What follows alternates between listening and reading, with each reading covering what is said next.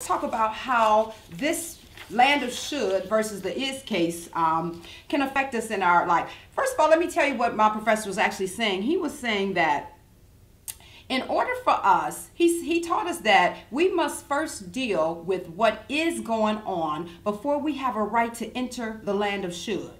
He was also teaching us that should and is are not synonymous. They're not the same thing. He didn't say that we couldn't visualize what should be. What he was saying is that you can stay out of the land of should until you are willing to identify what is going on. You cannot even map the road to should until you cop to is. And so it's no point in you saying life should be a certain way. Okay, well, if life, the way things should be is point D.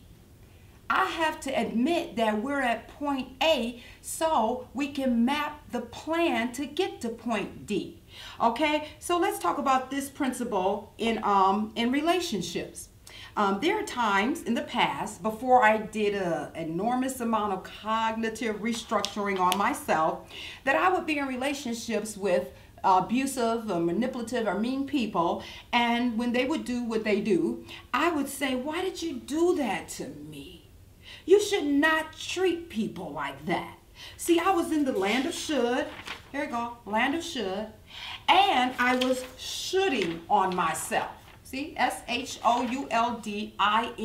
I was shoulding on myself. Okay? Because these were usually individuals who had already did the same thing to me before. And I would give them another chance. I would be like, I know, we shouldn't treat people. You shouldn't treat people like that. So I'm going to give you another opportunity to not do that again. And then they would do the same thing again. And so I would have another conversation with them. Like, you shouldn't do that to me. I don't do that to you. I would never do that to you. You should not treat people like that. And so I think they were thinking should too. They were probably thinking you should find somebody who shares your principles and standards for a relationship if you have a problem with my philosophies about life. Okay?